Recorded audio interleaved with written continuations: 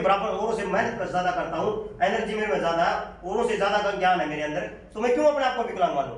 मेरे अंदर उस तरीके की भावनाएं थी, लेकिन मेरे अंदर यह भावना कभी नहीं थी कि मैं विकलांगों के ऊपर काम करूं।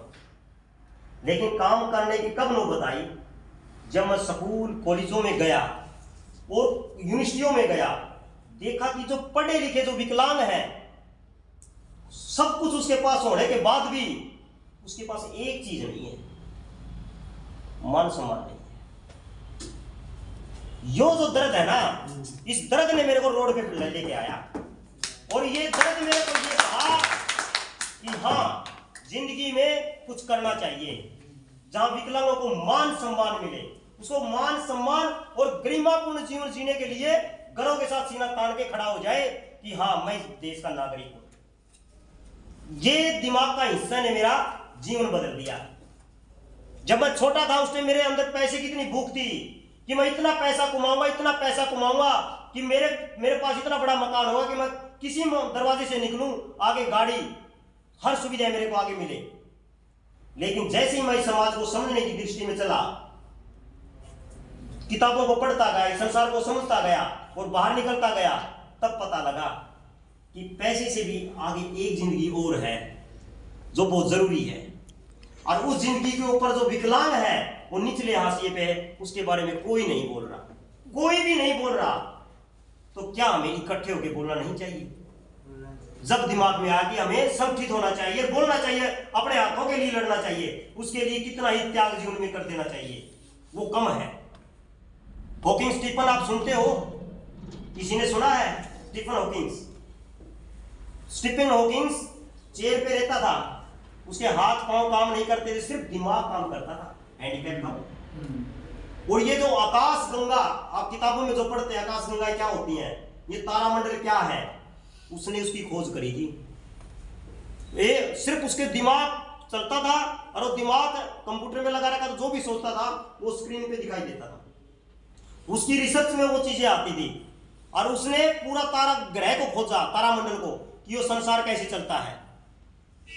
वो विकलांग था, और डॉक्टरों ने उसको क्या बोल दिया था कि आप सिर्फ 20 साल के हो, आपको ऐसी बीमारी है, आप 20 साल से ज्यादा नहीं जी सकते। लेकिन वो बंदा 60 साल से ऊपर होके मरा। पता है उसका, उससे इंटरव्यू लिया गया कि डॉक्टरों ने आपको तो 20 साल तक से ऊपर की घोषणाएं कर दी थी, आप जी नहीं सकते, तो आप कैसे जिए? मेरा सिर्फ एक चीज थी जो मेरे को जिंदा रख रही थी, मैं पॉजिटिव रहा, मैं हमेशा अच्छा सोचता था, मैंने नेगेटिव नहीं सोचा। और हमारा जो शरीर चलता है, आपके अंदर जितनी पॉजिटिव चीजें हैं, आप जितने अच्छे सोचते हो, सकारात्मक तरीके से सोचते हो, उतना ही आपका शरीर हेल्दी रहेगा और आपकी लंबी आयु रहेगी। और जितना आपके अंदर नेगेटिव पड़ा आएगा, निराशा आती जाएगी जिंदगी के अंदर, कुछ नहीं, जिंदगी बेकार है, कर्मों के खेल है, किसी ने ये कर दिया, वो कर दिया, अब पड़ोसी तंग कर रहा है, अब जिंदगी में शादी नहीं है तो जिंदगी नरक है, मतलब ऐसे करके वो अपने आप को चेयर पे बैठा लेगा, वो खत्म हो जाएगा जल्दी। उसके अंदर बदलाव नहीं आएगा, उसकी उम्र घट रही है, उसके अंदर जितने नेगेटिव आते जाएंगे वो अपनी उम्र को कम कर रहा है। ये हॉकिंग स्टीफन के बयान थे।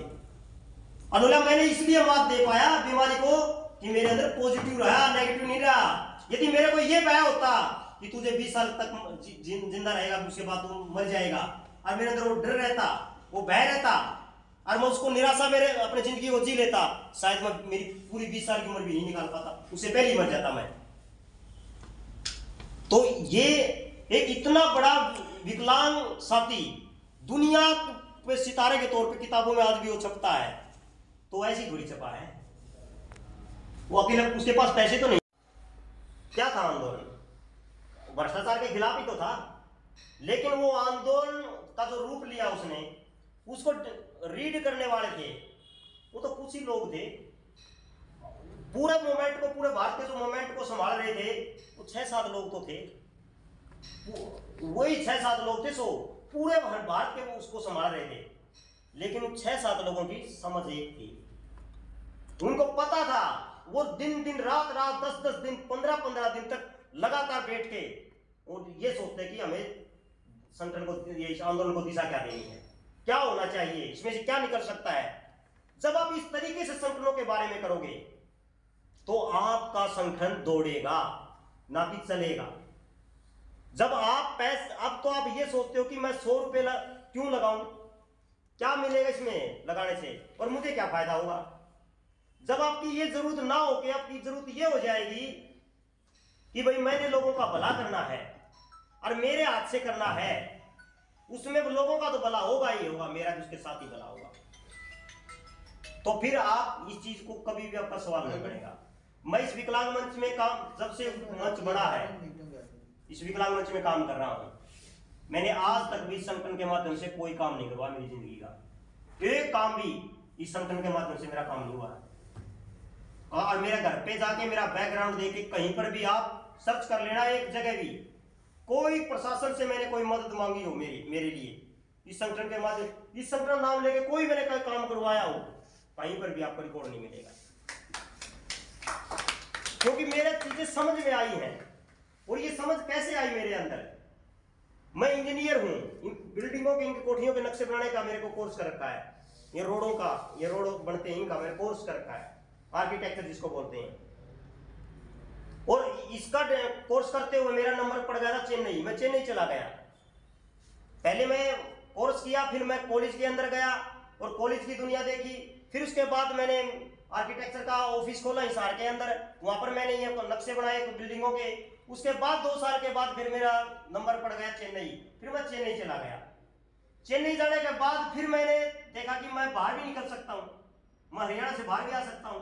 मैंने बाहर की दुनिया देखी, मैंने कहा कि मैं जिस दुनिया में रह रहा था वो तो दुनिया ही नहीं है, दुनिया तो बहुत बड़ी है।